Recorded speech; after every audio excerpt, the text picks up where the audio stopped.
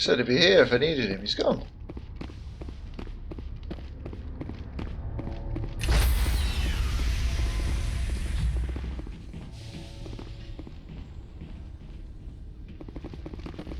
Stand by, shore party. Decontamination in progress.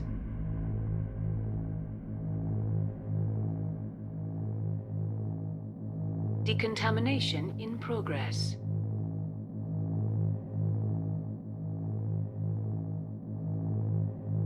Decontamination in progress. Yes, we heard you the first 3 times. Decontamination in progress. What would happen to Captain Anderson? Survives 100 battles and then gets taken down by backroom politics. Just watch your back, Commander. Things go bad on this mission, you're next on their chopping block. Saren's out there somewhere, and we're gonna find him. Everyone on this ship's behind you, Commander. 100%.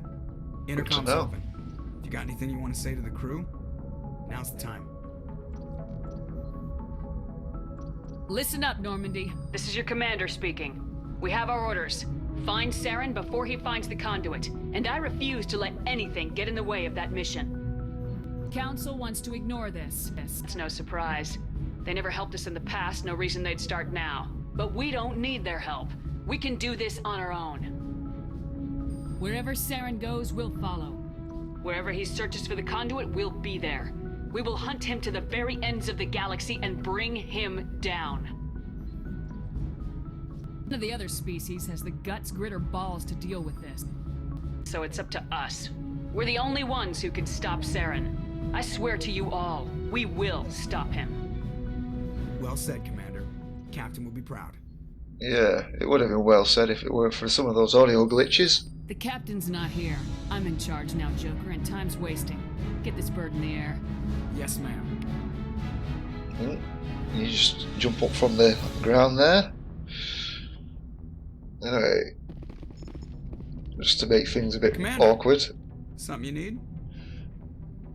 How's the Normandy performing? Is she everything they said she'd be? It's the best ship in the fleet. If you've got a pilot who knows how to handle her. Balance isn't what you'd expect. Takes a while to get used to that oversized drive core we got stuffed in the back, and her power can sneak up on you if you're not careful. The Normandy's probably too much ship for your average Alliance pilot, Commander. Lucky for you, I'm anything but average. Oh, good to know. I like to know my crew.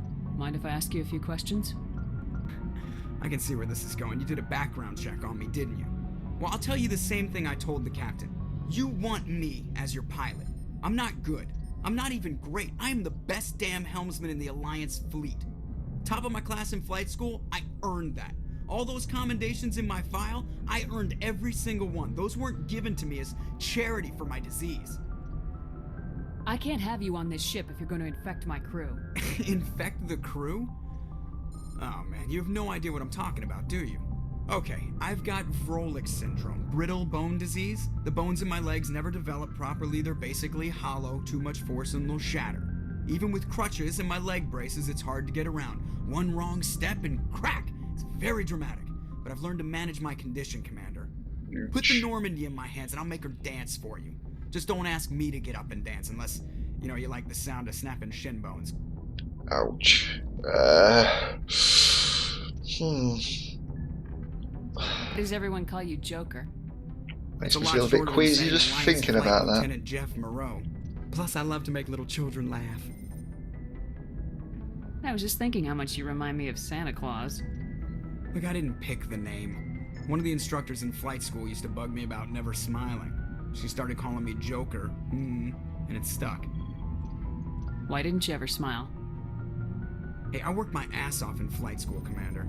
The world's not gonna hand you anything if you go around grinning like an idiot.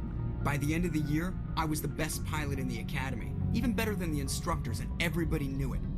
All got their asses kicked by the sickly kid with the creaky little legs. One guess who was smiling at graduation?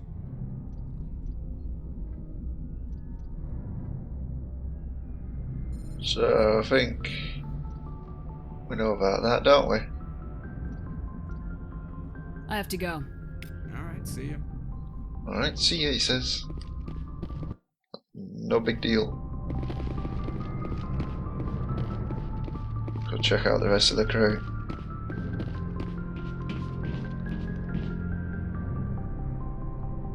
I got nothing to say. Presley. Unusual. Yeah, salute.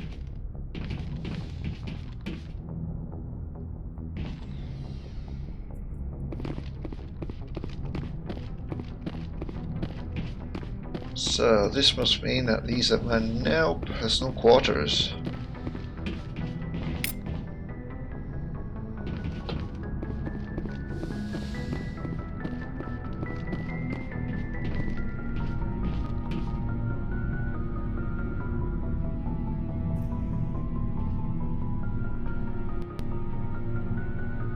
What? I don't know what happened there. How can they keep tabs on all of this? The Presidium may as well be on another planet. There is definitely a gap between their presentation and what's here. Tracking arrivals must be a nightmare. Try that again, shall we? Everything you need, Commander. Just trying to get a sense of where the crew's at. Thoughts? I've wasted enough of your time for now, Commander. We'll have time for personal debriefings later. What's your opinion on the last mission? I don't see how we could have done things any better. At least not without getting to Eden Prime sooner. And we were on the scene faster than any other Alliance ship could have been. Talk another time, Lieutenant. Commander?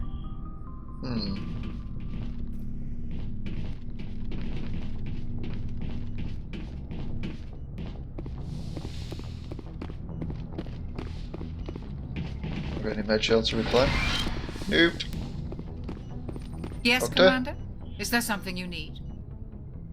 We spoke to her about everything anyway. Go. Goodbye, Commander. Anyone back here? Nope. Let's go check down on the crew in the belly of the ship. Hey guys, you enjoying your little miming conversation there? Have a slow ass lift.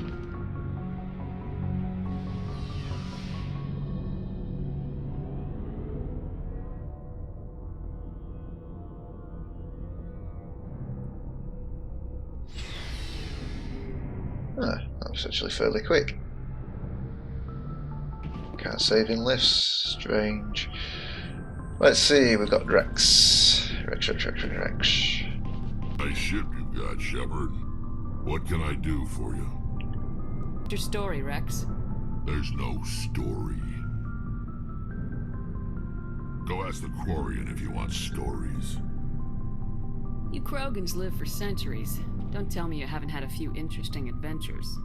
Well, there was this one time the Turians almost wiped out our entire race. That was fun. Yeah, big deal. Yeah, they tried the same with us, but we fought them off. It's not the same. Seems similar enough to me. So your people were infected with a genetic mutation? An infection that makes only a few in 1,000 children survive birth? And I suppose it's destroying your entire species? You're still here. Can't be all that bad. I don't expect you to understand, but don't compare humanity's fate with the Krogan. Touchy I was subject. just making conversation. I wasn't trying to upset you. Your ignorance doesn't upset me, Shepard. As for the Krogan, I gave up on them long ago. Really? The genophage infected us, but it's not what's killing us. Are people really dying? We're sure not getting any stronger. We're too spread out. None of us are interested in staying in our own system. Lots of species have left their homes and prospered. But they go to colonize new worlds. We're not settlers. We're warriors. We want to fight. So we leave. Hire ourselves out. And most of us never go back. What can you tell me about the genophage? Ask the Solarians if you want details. They made it. All I know, it makes breeding nearly impossible. Thousands die in stillbirth, and most never get that far. Every Krogan is infected. Every one. And no one's rushing to find a cure. Why don't the Krogan try to find a cure? When was the last time you saw a Krogan scientist? You ask a Krogan, would he rather find a cure for the genophage or fight for credits? He'll choose fighting every time. It's just who we are, Shepard. I can't change that. Nobody can. Unfortunate, So long, eh? Rex. Shepard. So long, you'll be dead soon. Dead from the genophage. Commander? A few minutes to talk, one-on-one. Sorry, Commander. I need to get my duty squared away. I wouldn't mind talking more later, though. What's your opinion of the last mission? Kinda wish you'd got there sooner, Commander. No offense. I appreciate the rescue. I just wish... They died, you lived. That happens in this job. Yes, Commander. Believe me, I understand that. If I had been more alert, we wouldn't have been cut down by an ambush. The answer seems plain enough to me. Be more alert. Very simple. Aye, aye, Commander. I'll make sure it doesn't happen again. Dismissed, Chief. Ma'am. Okay, something odd's going on there. Hey, Garrus. Thanks for bringing me on board, Commander. I knew working with the Spectre would be better than life at CSEC. Have you worked with the Spectre before? Well, no, but I know what they're like. Spectres make their own rules. You're free to handle things your way. At CSEC, you're buried by rules. The damn bureaucrats are always on your back. Being a Spectre does have its advantages. Exactly my point. If I'm trying to take down a suspect, it shouldn't matter how I do it, as long as I do it. But CSEC wants it done their way. Protocol and procedure come first. That's why I left. So you just quit because you didn't like the way they do things? There's more to it than that. It didn't start out bad, but as I rose in ranks, I got saddled with more and more red tape. CSEC's handling of Saren was typical. I just couldn't take it anymore. I hate leaving. You did the right thing. Life's too short to sit around waiting for things to happen. Yeah, you're probably right. Either way, I plan to make the most of this. And without CSEC headquarters looking over my shoulder, well, maybe I can get the job done my way for a change. As long as you do your job well, you're free to go about your business as you see fit. Thank you, Commander. Ooh, Mako. And... Ooh, Commander, Quartermaster. looking for some extra supplies before you head out? What have you got? Whatever you want. Armor, weapons, mods. It's not standard Alliance issue, but that's not necessarily a bad thing. Well, as long as you don't mind paying for it. Why should I pay you for my weapons and armor? My stuff doesn't come from the Alliance. I have to purchase it myself, and it's not cheap. Hell, the licenses alone have set me back more than I'd like. But no licenses, no goods. Without the goods, I'm out of a job. What are licenses? Why do you need them? Manufacturers sell licenses. Each license allows me to buy and sell a certain brand of products. I already have several basic ones, but you'll need to buy more if you want me to bring in different brands. Yeah, we've already done that. Many of the best licenses are hard to get, but they're well worth the cost if you can find them. What do the different manufacturers offer? There are too many for me to keep track of, but each license will explain what it's good for. How often will you get new items? Well, that depends on how many licenses you've purchased, but I'll rotate items on a regular basis regardless. And anytime we land someplace with a big enough port, I'll buy, sell, and trade whatever I can. Check back often. I need to move items quickly, so only the most basic items will be stocked consistently. Let's see what you've got. Yeah, You bet, Commander. don't have any money, like.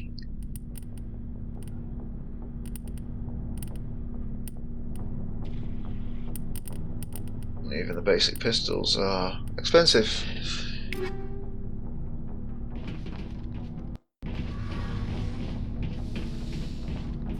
So where's Tally? There you are. Oh, leveled up. Your ship's amazing, Shepard. I've never seen a drive core like this before. I can't believe you were able to fit it into a ship this small.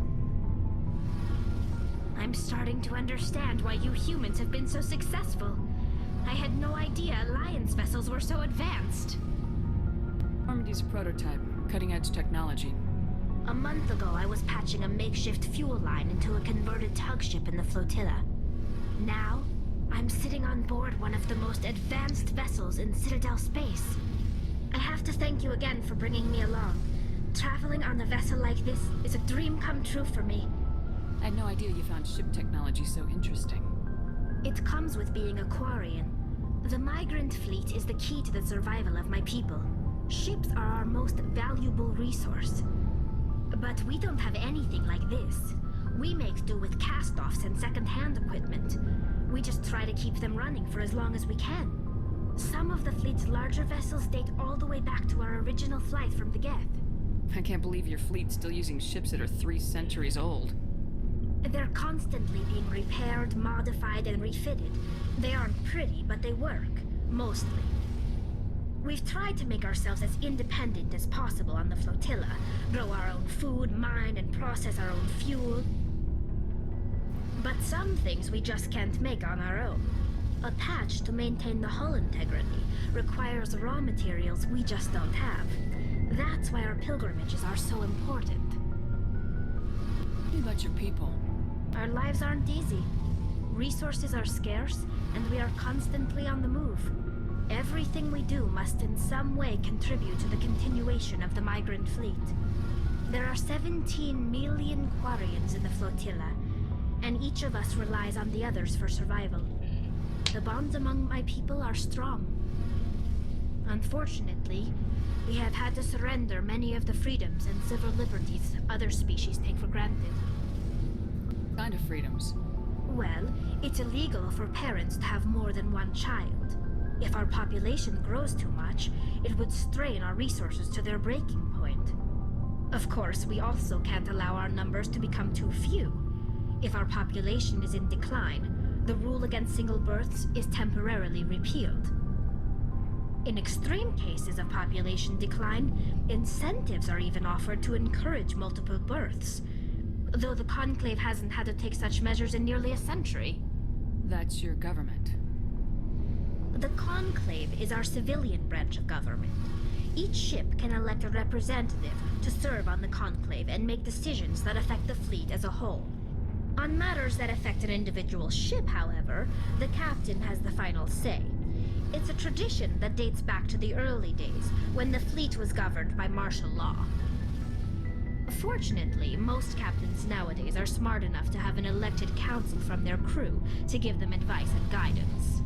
So the ultimate power rests with elected officials?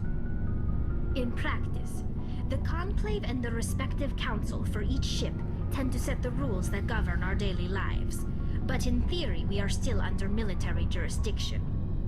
The 5 top-ranking military officials in the fleet serve on the Admiralty Board. These 5 have the power to overrule any decision by the Conclave in case of emergency. To do so requires unanimous agreement among the Admiralty, and they can only do this once. After that, the entire board must resign their posts. Very It's complicated. a safeguard that served us well. In nearly 3 centuries, the Admiralty Board has only overruled the Conclave 4 times.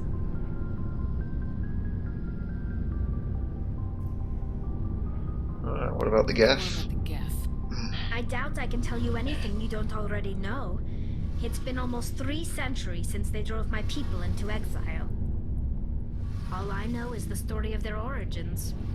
What they were when we created them, and how they turned on us. Interesting. The Geth were originally created to serve as an automated manual labor force. Initially, their intelligence was as limited as any VI. Over time, we made small modifications to their programming to allow them to perform more varied and complex tasks, bringing them closer and closer to true AI status. How come the council didn't step in and stop you? This wasn't true AI research. We may have been skirting the bounds of the law, but we never did anything that was actually illegal. The changes were so insignificant, so gradual, that we were able to control them. Or so we thought. But one thing we underestimated was the power of the neural network. A million Geth thinking simultaneously created an inherently unstable matrix. So the Geth share brain power? Many of the Geth's logic systems were designed to work in concert with other nearby Geth. Basically, the more of them you have in a group, the smarter they are. So there's some sort of group consciousness? No, nothing like that. They cannot share sensory data or information. Their programming cannot handle that much simultaneous input. Each Geth maintains an individual awareness and identity. The neural network only operates on a process-based level. It's basically the synthetic equivalent of a subconscious. But when they're in close proximity, they can coordinate low-level functional processes, freeing up more capacity for original or independent thought. That doesn't make any sense. I'm probably oversimplifying. The Geth are incredibly advanced and complex creations. All you need to know is that they get smarter when they gather in large numbers. As we built more and more Geth, their effective intelligence became more sophisticated, more abstract. One day, a Geth began to ask its Quarian overseer questions about the nature of its existence. Am I alive? Why am I here? What is my purpose? As you can imagine, this caused a near panic among my people. I don't see what's so bad about those questions. The Geth were created to engage in mundane, repetitive, or dangerous manual labor.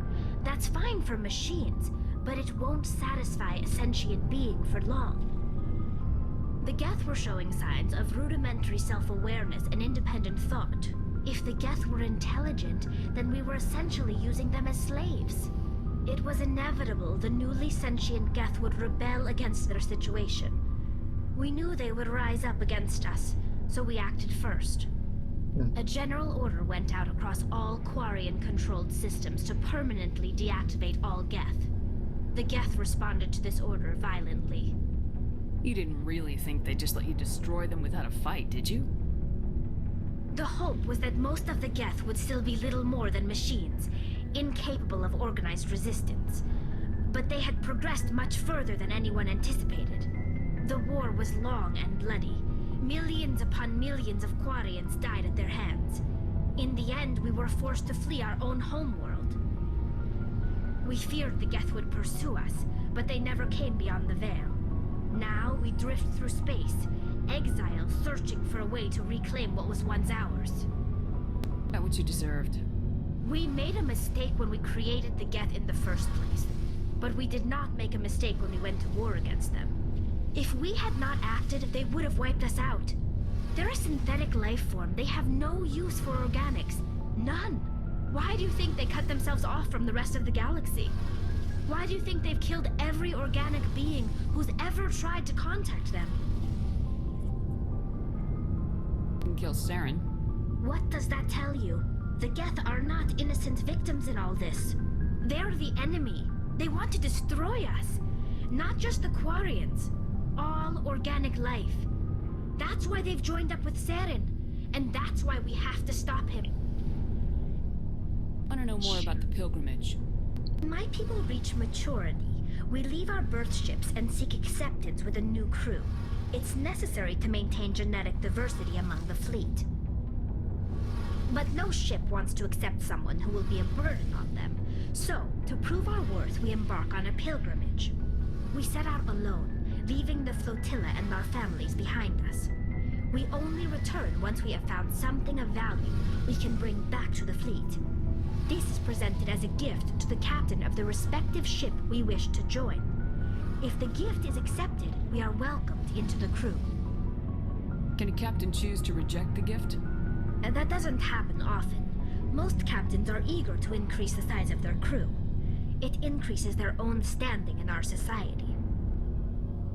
Even when the gift is not particularly valuable, the captain usually accepts it out of a sense of tradition.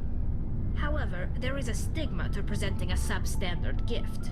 It's not the best way to make a good impression on a new community. Most pilgrims don't return until they find something worthwhile. I can't believe they just send you off alone.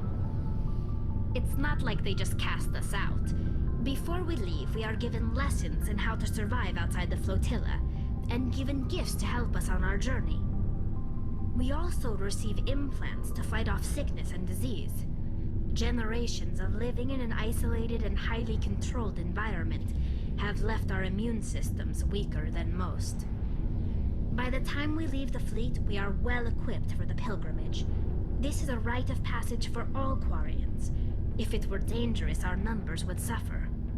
Virtually every pilgrimage ends with a triumphant return and the ritual presentation of the gift to one of the fleet's captains. I want to talk about something else. Like what? That something is nothing. I should go. See you later. Yeah, I was just being polite. Hello, Adams. Commander, you know that Quarian, Tally? She's been spending all her time down here asking me about our engines. I'll tell her to leave you alone. What? No, she's amazing. I wish my guys were half as smart as she is.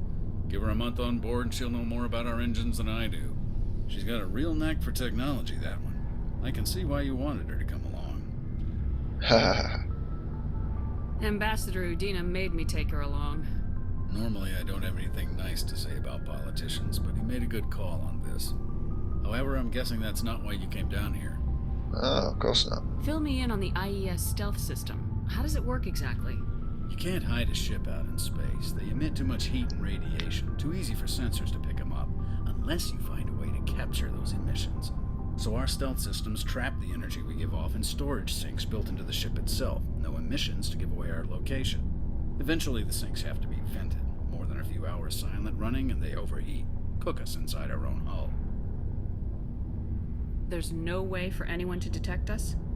A visual scan can still pick us up. Anyone looking out a window can see us plain as day. But you have to be pretty close to get an actual visual out in space. Most vessels rely on scanners. As long as the stealth systems are engaged, they can't see us. Not unless we accelerate to FTL speeds. Why doesn't it work with faster-than-light travel? Cranking up to FTL blue shifts our emissions, pushes them into frequencies too high to capture in the sinks.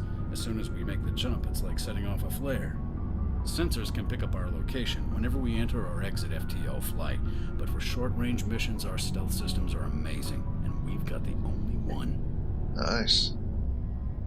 I want to know more about the Normandy. She's the best ship I've ever served on, probably the fastest vessel ever designed, and she's the only one using the new Tantalus drive core. What's so special about the Tantalus drive core? Proportionally, it's about twice the size of any other vessel. Not only are we faster, we can run at FTL speeds longer before we have to discharge the core. Where else have you served, Adams? If you name a class of Alliance ship, I've probably served on it. Everything from dreadnoughts and carriers right down to frigates like the Normandy. My last assignment was on the Tokyo, only a cruiser, but she was a good ship. Couldn't hold a candle to the Normandy, though. Carry on, good Adams. to know. Aye, aye, Commander. Alright. So we now know the crew. And the ship.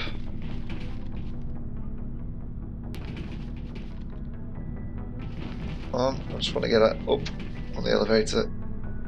Awkward button. What do you say, Shepard?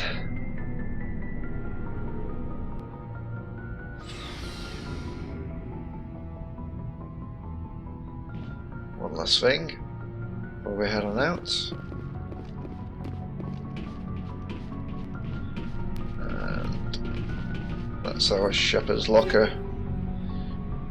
Alright, so we'll get a pistol 2 and a pistol 3.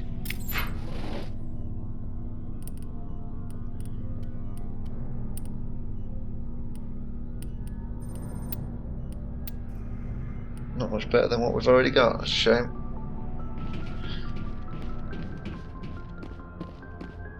Well, that's everything done so far. The only thing we've got left to is head on out and see the doctor.